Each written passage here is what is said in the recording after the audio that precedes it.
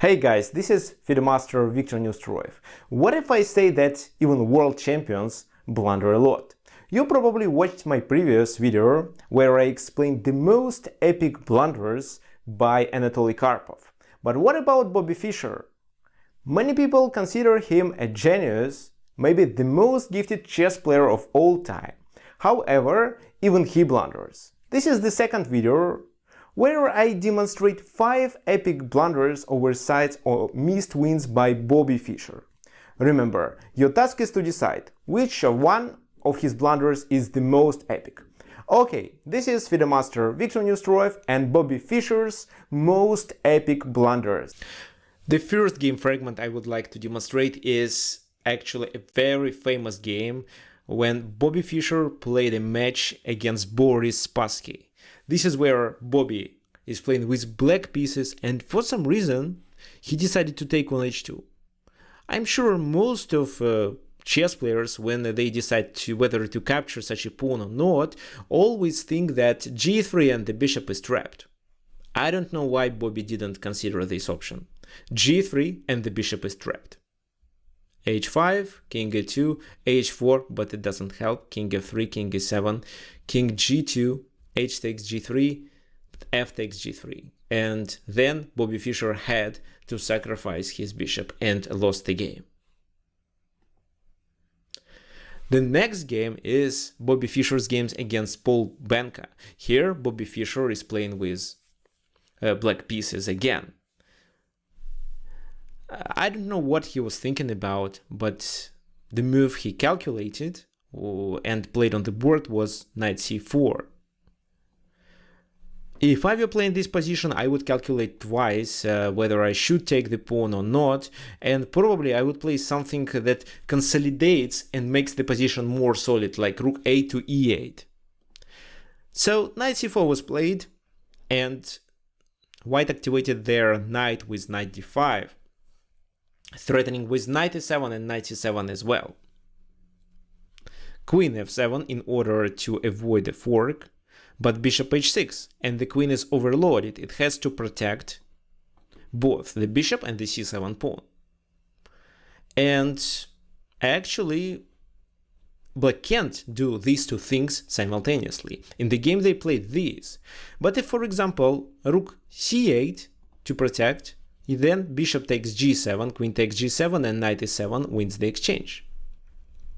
If, let's say, rook a to d8, then just knight f4 is enough in order to get rid of the bishop and play bishop d5, or capture that bishop on e6 to be able to distract the queen and take on g7 with a mate. That's why Bobby Fischer decided to play c6, but it didn't work. Bishop g7, queen g7, they exchange queens, and knight c7 fork, after which black loses the material. In this game, Bobby Fischer was playing with white pieces against Robert Byrne, and for some reason decided to exchange the knights to ruin the pawn structure, or maybe just to simplify the position. But the knight on d4 was quite important. It was protecting the bishop on e2. So knight takes c6, probably Bobby expected Robert Byrne to play b takes c6, then bishop g4, knight g4, knight f3, bishop d6, and after h3 white is okay, actually. But he missed an intermediate move, bishop d6. Now this bishop is not hanging, and instead of taking the knight on c6, black better take the bishop on e2. h3 is required in order to avoid a checkmate. Bishop takes e2, the rook is trapped. Knight d4, bishop f1, queen f1, and after rook f e8, white is completely losing, and after a few moves they resigned. In the fourth game, which is quite complicated and actually it's dragon variation, black maintained the pressure on the c2 pawn and we were about to play b4. This is what every chess player should consider. Bobby Fischer was playing with white pieces against Ecuadorian grandmaster Cesar Munoz, and rook c1 was a logical defense, for example. However, I think Bobby overestimated his position and played e5 and got b4. E takes f6, b takes c3. Queen moves to deliver a checkmate on h7, but queen f6, bishop g5, queen f7, while black attack is quite strong. So probably in this game, Bobby either underestimated or just blundered b4 move. And the last game fragment is actually the game between Samuel Reshevsky and Bobby Fischer. Here, white is definitely better, and they should play something like that in order to exchange the queens and simplify the position and later try to play for a draw. However, Bobby took the pawn on e3, which is a complete blunder, because after white queens entered the enemy camp, everything is hanging here. There is nothing, there is no such a move that can save all black pieces, neither f7 nor e8 rook nor c6 rook simultaneously. One of them dies and then white wins.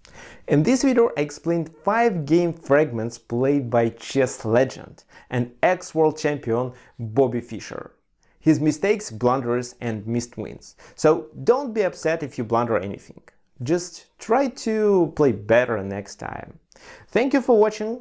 And make sure to like this video, subscribe to my YouTube channel and share it with your friends, chess players. Please also share your opinion and choose from the 5 I demonstrated. You can also suggest your own example of the most epic blunder of Bobby Fischer into the comment section below this video. I hope you enjoyed this video and don't miss the next one where I'm going to present the previous world champion Boris Spassky and his blunders. However, if you didn't watch my previous video about Anatoly Karpov and his blunders, I kindly recommend to watch it on the screen next. Okay, enjoy Anatoly Karpov's most epic blunders and I'll see you there in a moment.